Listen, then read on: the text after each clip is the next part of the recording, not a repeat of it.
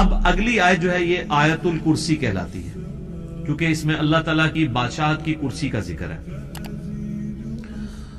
اس کی فضیلت میں کئی ایک احادیث ہیں، صحیح بخاری میں ایک بڑی ڈیٹیل حدیث ہے، مال غنیمت کی چوکیداری کے اوپر سیدنا ابو ہریرہ کو نبی صلی اللہ علیہ وآلہ وسلم نے مامور کیا، اور 3 راتوں تک ایک شخص آ کے وہاں چوری پرفارم کرنے کی کوشش کرتا رہا، تو حضرت ابو ہریرہ نے اسے پکڑ لیا۔ پہلی دفعہ پکڑا تو اس نے کہا چھوڑ دو، اگلی دفعہ نہیں آؤں گا۔ دوسری بار پکڑا تو اس نے کہا چھوڑ دو، اگلی دفعہ نہیں آؤں گا۔ تیسری دفعہ جب پکڑا تو انہوں نے کہا اب تو میں تجھے رسول اللہ کی بارگاہ میں ضرور پیش کروں گا۔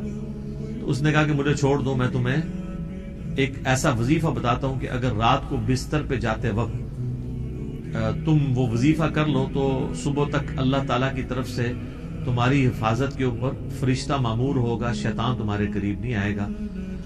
یہ حدیث صحیح بخاری میں 2311 ہے، انٹرنیشنل نمبر کے مطابق ہمارے صبح شام کے اذکار میں بھی ہم نے ڈالی ہوئی ہے۔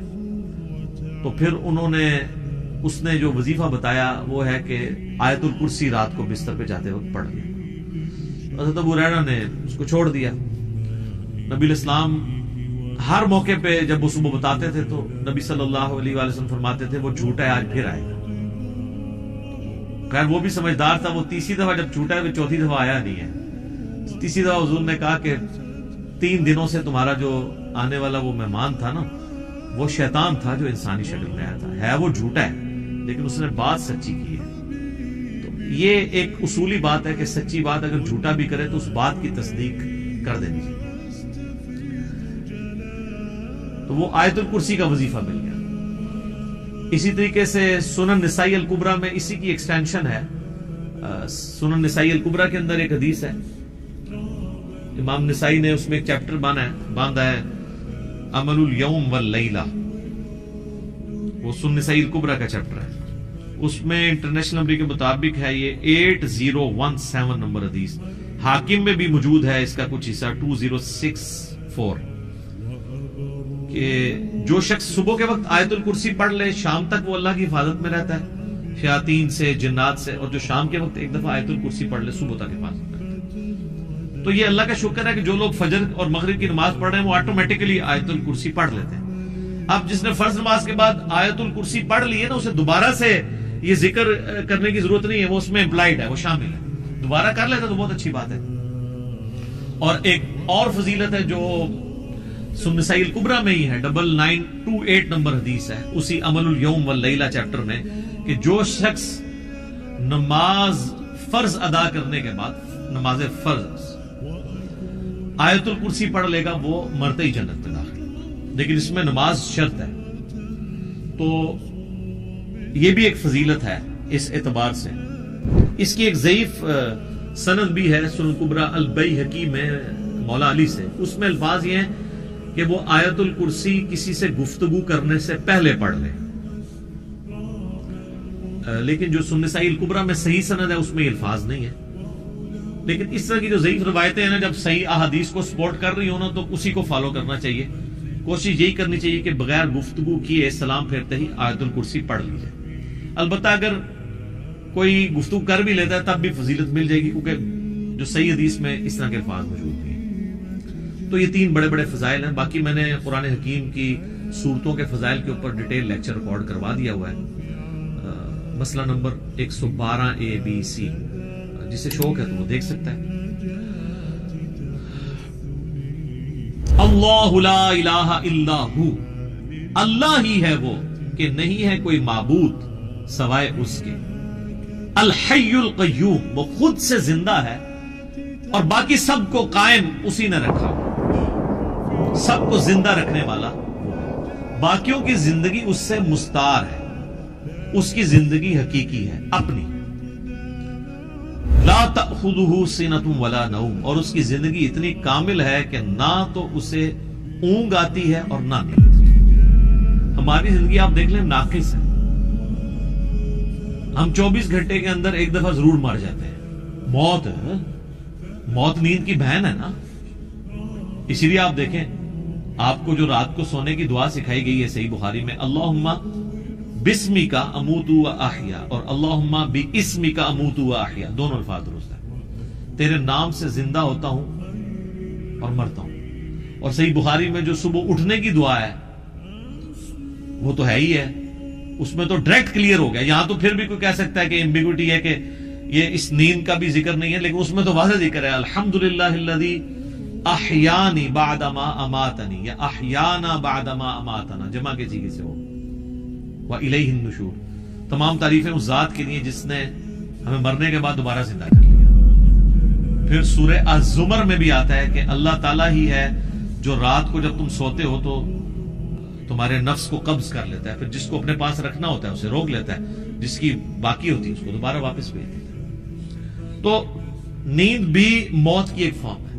ہماری جو زندگی ہے وہ بھی ناقص ہے, ہم ڈیپینڈنٹ ہیں اللہ کے اوپر اس اعتبار سے کہ جب چاہے وہ سانس روک لے, اور اس اعتبار سے بھی کہ 24 گھنٹے میں ہمیں ایک دفعہ سونا ہی پڑتا ہے, ادروائز آپ اگلے 24 گھنٹے. دنیا کا ذہین ترین آدمی, دنیا کا طاقتور ترین آدمی کتنے گھنٹے جاگ سکتا ہے؟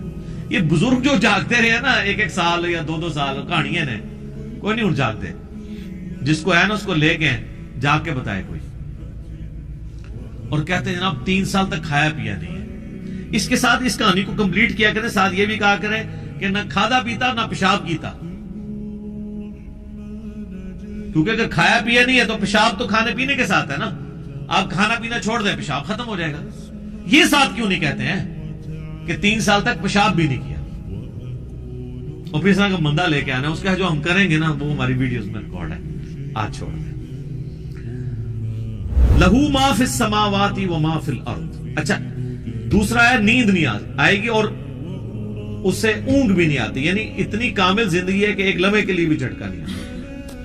لہو ما فی السماوات و ما فی الارض, اسی کے لیے ہے آسمانوں اور زمین کی بادشاہی.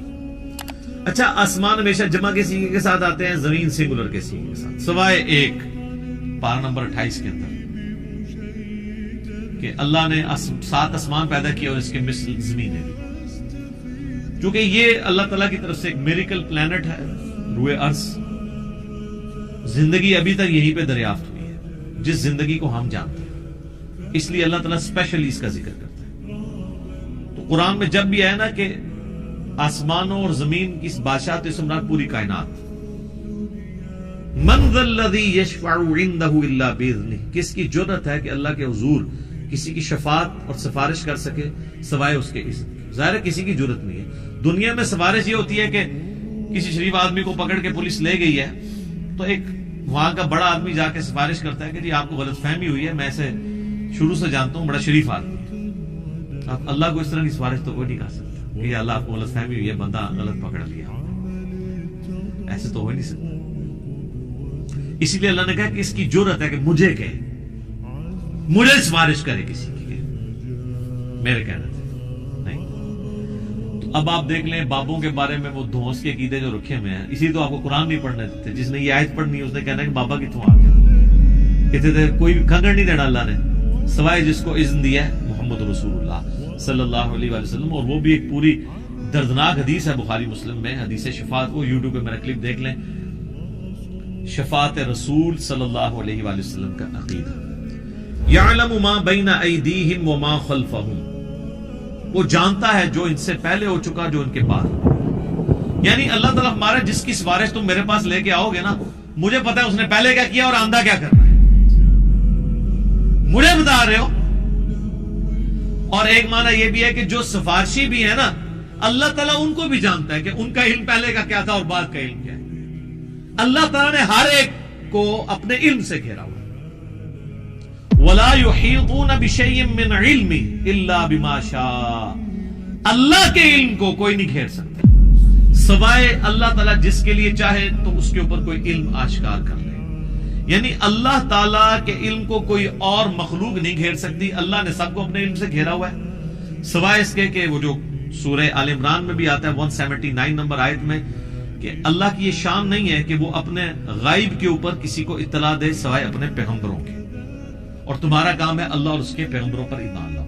پیغمبر وہ ہستی ہوتی ہے کہ جس کو اللہ تعالیٰ غیب کی خبریں دیتا ہے, غیب کا علم دیتا ہے اتنا جتنا اس کے لیے پسند فرماتا ہے. علم الغیب کے اوپر میرا مسئلہ نمبر 6A اور 6B آپ دیکھ سکتے ہیں, وہ ڈیٹیل ٹاپک ہے. تو جتنا جس کے لیے چاہتا ہے اللہ ظاہر فرماتا ہے, اور جس کے لیے نہیں چاہتا ظاہر نہیں فرماتا. اچھا، یہ اب بعض علم الغیب ایسے ہیں جو اللہ تعالیٰ نے انبیاء کرام کو دیے ہیں، اور بعض یہ ہیں جو ہمارے اعتبار سے وہ آپ سمجھ لیں ان سین علم ہے، لیکن جو کہ وہ فزیکل ورلڈ کے ساتھ تعلق رکھتے ہیں، اس لیے ہم اس کو علم الغیب کا لفظ تو نہیں بول سکتے، لیکن چھپے علوم ہیں، جیسے سائنٹیفک جو بڑے بڑے راز ہیں اس کائنات کے، وہ لوگوں نے دریافت کیے۔ میگنیٹک فیلڈ کا دریافت کرنا، کمپاس بنا لینا، فیراڈے نے 800 سے 200-300 سال پہلے ہی ہوا نا بجلی والا معاملہ۔ دنیا میں بجلی آئے ہوئے میکسیمم 150 سال گزرے، اس سے پہلے بجلی نہیں تھی۔ تو ایک انسان پہ اللہ نے راز کھولا ہے نا کہ اگر کسی کنڈکٹر کو میگنیٹک فیلڈ کے اندر موو کیا جائے تو اس میں وولٹیج پیدا ہو جاتی ہے، ای ایم ایف انڈیوس ہو جاتی ہے۔ یہ فیراڈے کو اللہ نے راز سمجھا دیا، نیوٹن کو کئی ایک چیزیں باتیں سمجھا دی، آئنسٹائن کو سمجھا دی، تیل زمین سے نکل آیا، گھڑی بنا لی، اتنی ساری چیزیں، جہاز بنا لیے، جیٹ انجن بنا لیے۔ تو یہ اس کائنات کے راز اللہ تعالیٰ لوگوں پہ کھولتا ہے۔ وسع کرسیہ السماوات والارض، اسی کی کرسی نے آسمانوں اور زمین کو گھیرا ہوا ہے۔ ولا یؤودہ حفظہما، اور اللہ تعالیٰ کو زمین و آسمان کی حفاظت کرنا کوئی مشکل نہیں ہے، تھکا نہیں دیتی یہ چیز۔ وہو العلی العظیم، اور وہ بہت بلند ہے اور عظمت والا ہے۔ اچھا، یہاں کرسی عین ممکن ہے کہ کوئی فزیکل کرسی ایگزسٹ کرتی ہے، اور عین ممکن ہے کہ یہ بات محاورتاً ہو رہی ہے کہ اللہ تعالیٰ کی بادشاہت اس سے مراد ہو، کیونکہ قرآن میں کئی ایک چیزیں محاورتاً بھی استعمال ہوئی ہے۔ اس کے اوپر یہ جو اہل حدیث کی طرف سے جہمی ہونے کا فتویٰ فوراً لگا دیتے ہیں، یہ غلط ہے۔ بعض جگہ وہ خود بھی تعویلات کر رہے ہوتے ہیں، جیسے سورہ قصص کے اینڈ پہ آتا ہے کہ ہر چیز کو فنا ہے سوائے اللہ کے چہرے کے، تو سارے اہل حدیثوں نے ترجمہ کیا ہے یہاں چہرے سے مراد اللہ کی ذات ہے، تو تعویل تو وہ بھی کر رہے ہیں۔ یا قیامت والے دن اللہ کے سائے کے سوا کوئی اور سایہ نہیں ہوگا، 7 لوگ اس سائے کے نیچے ہوں گے، بخاری مسلم میں آتا ہے، تو وہاں اہل حدیث بھی کہتے ہیں یہاں مراد عرش کا سایہ، اللہ کا سایہ مراد نہیں۔ تو اس طریقے سے اگر کوئی تعویل کرتا ہے اس طرح کے معاملات میں، جہاں پہ ممکن ہو، جہاں پہ ممکن نہ ہو وہاں پہ نہیں کرنی چاہیے۔ مولانا مودودی تو دونوں طرف گئے ہیں کہ عین ممکن ہے کرسی ہو، اور عین ممکن ہے کہ اس سے مراد ایک محاورتاً بات ہو کہ اللہ کی بادشاہی نے گھیر رکھا ہے ہر چیز کو، اور اس کی یعنی صرف اللہ تعالیٰ نے یہ بنا کے مخلوق چھوڑ نہیں دی، بلکہ اس کی حفاظت بھی اپنے ذمہ لی ہوئی ہے۔ اور وہ ایسی حفاظت نہیں ہے کہ کوئی اللہ تعالیٰ کو مصروف ہو گیا کہ اتنی مخلوقات پیدا کر کے اب کیا کرے گا، وہ ایسا نہیں ہے، بلکہ وہ اللہ تعالیٰ نے پہ کوئی گرا نہیں ہے اس کی۔